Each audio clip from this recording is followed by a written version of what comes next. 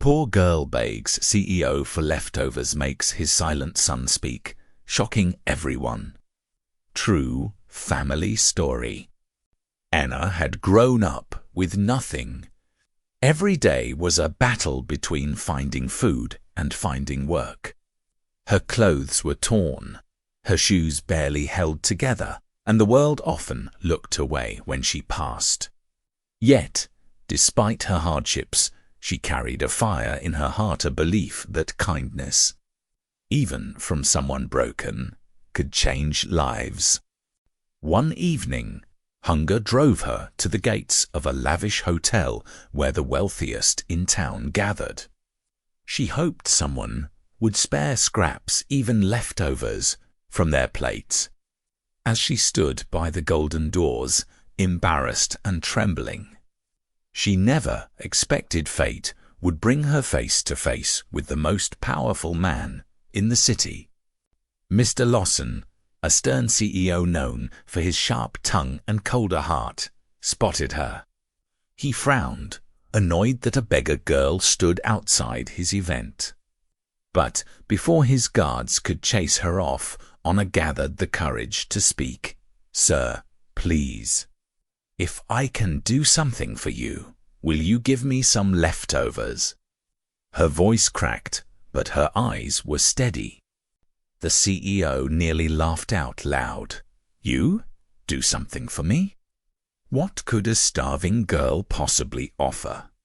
His executives chuckled behind him, treating it like a cruel joke. Yet Anna didn't waver. She had nothing to lose. "If I can make your son speak, will you give me just that? Your leftovers?" she asked boldly. But Anna didn't flinch. "Let me try," she whispered.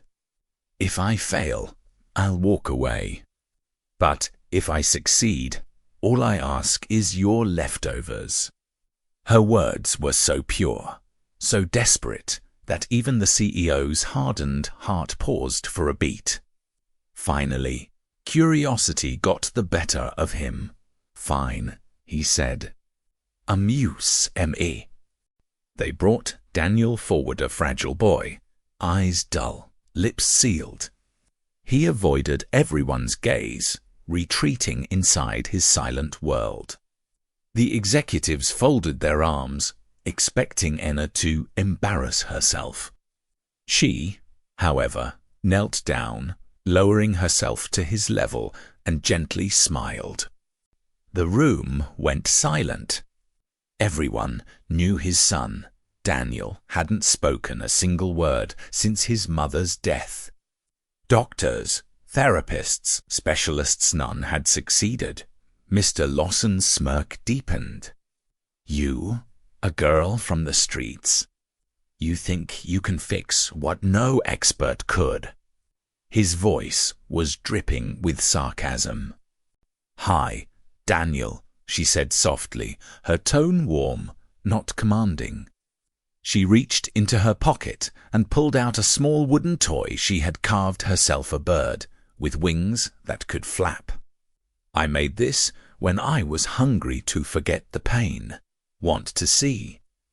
The boy's eyes flickered for the first time. He reached out, touching the bird carefully. Anna moved it as if it were alive, making soft chirping sounds, and whispered, "Birds sing because they're free. But even when they're trapped, they still dream of singing.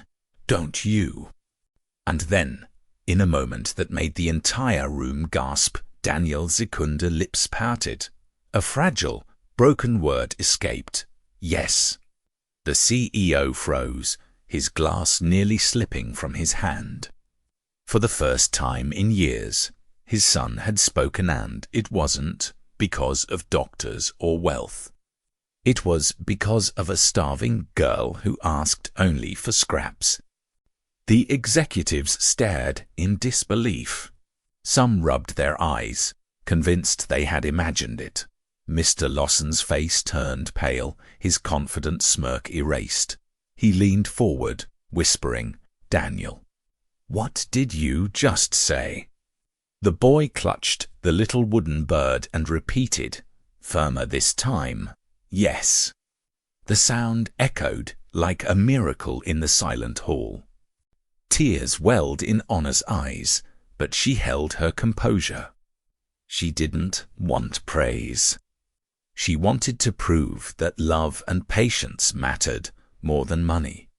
She brushed Daniel's hair gently and whispered, "You see, you have a voice, and it deserves to be heard." Daniel's eyes, once empty, filled with light. The crowd erupted in shock. Some clapped, others gasped. But Mr. Lawson stood frozen, staring at his son as if seeing him for the first time. Years of expensive therapy had done nothing.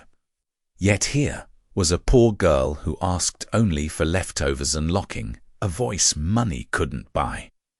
He cleared his throat and barked, "How? How did you do that?"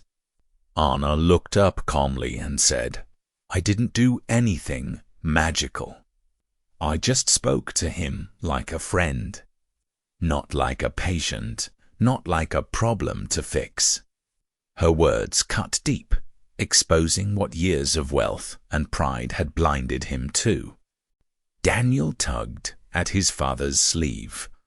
"Papa," the single word shattered the walls around Mr. Lawson's heart. For years he had longed to hear his boy's voice, and now it came through because of the girl he had nearly cast aside. His eyes glistened, though he tried to hide it. Anna lowered her head, reminding him gently, "Sir, our deal. I don't want money or fame. Just some leftovers, if you'll keep your word." The executive sneered, offended that she would even bring it up, but Mr. Lawson silenced them with a raised hand. For the first time in his life, he felt ashamed. Ashamed that this girl, who had nothing, had given his son more than he ever could. "You'll get more than leftovers," he muttered, almost choking on the words. But Anna shook her head. "Please, just the leftovers. That's all I need." The humility in her request pierced him. He ordered the staff to pack an entire feast more than she could carry. But Anna only took a single bag, leaving the rest behind. "Others on the street are hungrier than me," she explained softly. "Give it to them." Daniel clung to her hand as she turned to leave. "Will you come back?" he asked, his tiny voice trembling. Anna smiled, brushing his cheek. "If your father allows it, I will." Mr. Lawson, still shaken, simply nodded, unable to form proper words. As Anna disappeared into the night, clutching her small bag of food, the CEO sank into his chair. For the first time, he questioned everything he had built his life upon. Power, money, reputation all worthless compared to a single honest heart that asked only for scraps. Yet gave his son a voice. The following morning, Mr. Lawson couldn't concentrate at work. The image of his son speaking because of honor haunted him. He had meetings with investors, deals worth millions, but none of it mattered.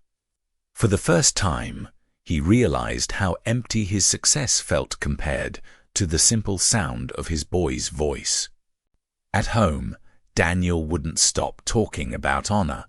"Papa, when will she visit? Can she show me more birds? Can she come tomorrow?"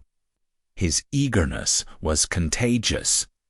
Servants whispered about the miracle, the story spreading through the mansion like wildfire. Mr. Lawson tried to distract his son with toys and luxuries. But Daniel only asked for Anna. Finally, after a sleepless night, the CEO ordered his driver, "Find that girl. Bring her here." His pride burned, but his son's happiness mattered more than appearances.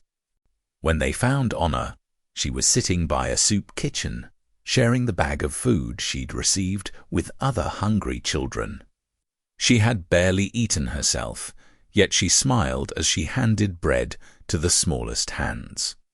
The driver hesitated, moved by the sight, before inviting her back. Anna returned nervously to the mansion. The grandeur made her feel out of place, but Daniel ran to her, his arms wide. "You came back," he cried, his voice stronger this time. She hugged him gently, whispering, "Of course I did. Friends keep their promises." Mr. Lawson watched quietly from the doorway. For years, his son had been silent, unreachable. Now, within 2 days, the boy was laughing and speaking freely, all because of this poor girl. His heart softened, but his mind still wrestled with pride. At dinner, Anna sat awkwardly at the massive table, surrounded by dishes she had never seen before. Daniel refused to eat unless she ate too. Smiling shyly, she picked up a small spoonful and Daniel mirrored her. Laughter filled the room, a sound the mansion hadn't known in years. That night, Mr. Lawson approached Anna privately. "Tell me," he asked, his voice low, "why did you really help him? What do you want from me?" He expected her to ask for money, a house, something extravagant. But Anna's answer stunned him. For the first time in his life, the CEO bowed his head. "You've given me what no wealth could buy. You've given me my son's voice." His words were barely audible, but in that moment, the walls around his heart began to crack. The following days became a whirlwind of change. Anna visited often, and every time she arrived, Daniel's laughter echoed through the halls. He played, spoke, and even sang little tunes with her.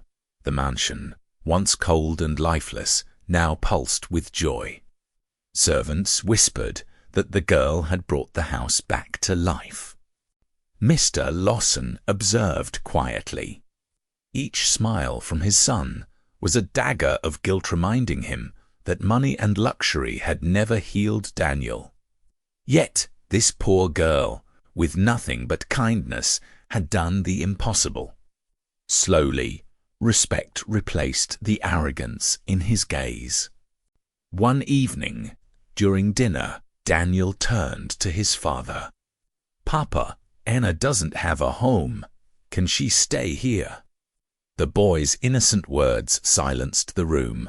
Mr. Lawson froze, pride and compassion battling within him. All eyes fell on him, waiting for his reply. Anna quickly shook her head. "No, Daniel, I'll be fine. I can't live here."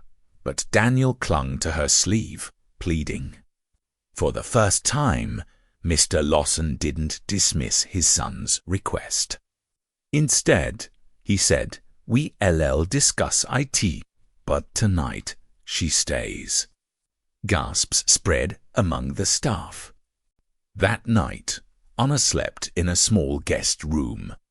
She stared at the ceiling, overwhelmed. Just days ago she had begged for scraps, and now she was under the roof of the richest man in the city. But deep down she knew Flace, and fit all an instant. Meanwhile, Mr. Lawson sat in his study, pouring himself a drink. He thought of his late wife, how she had begged him to be more present, more human. "If only you could see him now," he whispered to the empty room. "He speaks my love. And it's because of her." A tear slipped down his cheek. The next morning, Daniel insisted Anna join them for breakfast. She hesitated, but Mr. Lawson gestured for her to sit. For the first time, he spoke without sarcasm. "Eat. You are not a beggar here." His words startled even himself. As days turned into weeks, Anna became part of their routine. Daniel thrived, his words flowing freely, his laughter endless. And Mr. Lawson began to soften too, asking Anna questions, listening to her perspective, something he rarely did with anyone. Yet, whispers spread in the business world. Some mocked him for letting a street girl into his mansion. She ruined your reputation, his colleagues warned. But for the first time, Mr. Lawson didn't care. His son's voice mattered more than their approval. Still, a storm brewed on the horizon. Not everyone wanted Anna around. Some in Mr. Lawson's circle plotted against her, convinced she was manipulating him. They were determined to tear her down, no matter the cost. The rumors spread like wildfire. At charity galas and business meetings, whispers followed Mr. Lawson. The CEO is losing his mind, letting a beggar girl stay in his mansion. Some even accused Anna of scheming for his fortune. Their jealousy grew, poisoning the air around them. One afternoon, while Anna walked through town, a group of wealthy women stopped her. Their words were sharp, dripping with cruelty. "Stay in your place, girl. Don't think you belong in his world." Anna's cheeks burned with humiliation, but she held her head high, refusing to let them see her pain. When she returned, Daniel noticed her trembling hands. "Anna, what happened?" he asked, his little voice filled with concern. She forced a smile, unwilling to burden him. "Nothing, Daniel." "Fine." But Mr. Lawson, watching from the shadows, saw the truth in her eyes. That night, he summoned his board members. "Speak honestly," he demanded. "What do you think of Anna?" The room filled with mutters. "She's a distraction, a risk, a stain on your reputation." Their words ignited a fire inside him. For years, he had bowed to these men. But now, his son's laughter echoed in his mind. Slamming his fist on the table, he declared, "She stays. Honor is the reason my son speaks. If any of you can't respect that, there's the door." Silence fell. None dared defy him. For the first time, he realized power wasn't about wealth, it was about choosing what truly mattered. But not everyone surrendered. Behind closed doors, a rival businessman plotted. If he could prove Anna was a fraud, he could destroy Lawson's reputation and seize control of his empire. He hired investigators, digging into every corner of Anna's past.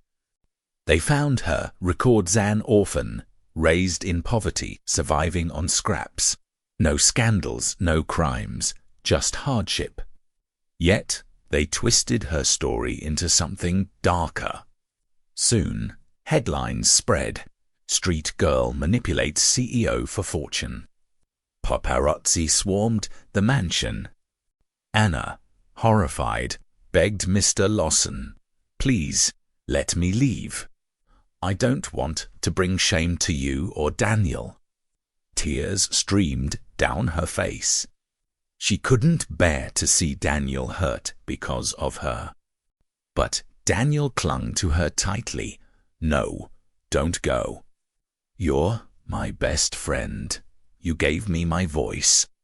His cries shook the walls, his small fists holding her dress as though letting go would silence him forever. Mr. Lawson's heart hardened with resolve. He wrapped an arm around his son and looked Anna straight in the eye. "You're not going anywhere. Let the world talk. I know the truth. And one day, they will too."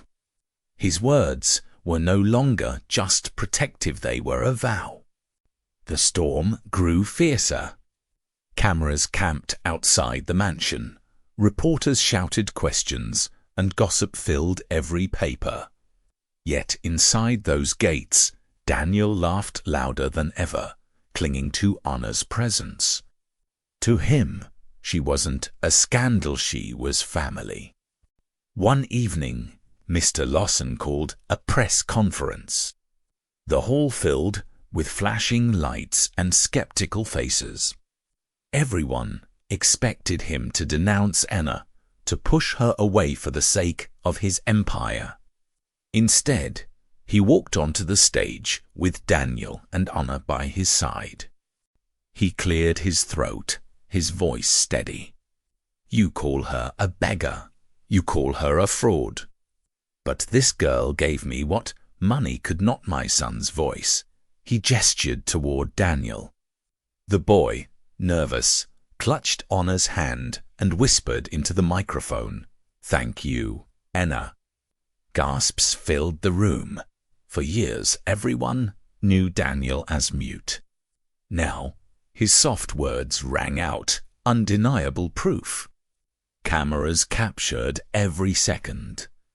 Some reporters lowered their eyes in shame, others wiped away tears. In cet moment no het luth, Mr. Lawson continued, "Judge me if you must, but no cis wealth meaning without love, without compassion." Anna reminded me of that truth. And if that makes me weak in your eyes, so be it. I stand with her. His declaration shook the room. The rival businessman, watching from the back, clenched his fists. His plan had collapsed in an instant. Instead of destroying Lawson, the girl had turned him into a hero in the public's eyes. Sympathy swept across the crowd like wildfire. News outlets changed their tone overnight. Headlines now read, "Mysterious girl helps CEO's son speak after years of silence." What once was scandal became miracle. Donations poured into orphanages across the city, inspired by Anna's story. But Anna remained humble. "I never wanted fame," she told Mr. Lawson quietly. "I just wanted food. And somehow I found family." Her voice trembled, but her smile was genuine. Daniel hugged her tightly, refusing to let go. Mr. Lawson placed a hand on her shoulder. "You gave me more than family. You gave me back my son. And for that, I will never let you go hungry again." His words carried the weight of a promise, one he would keep for life. And so, the poor girl who once begged for leftovers became the heart of a mansion, the savior of a boy, and the reminder that love not money writes the greatest miracles. For Daniel, she wasn't just the girl who made him speak. She was the voice that saved them all.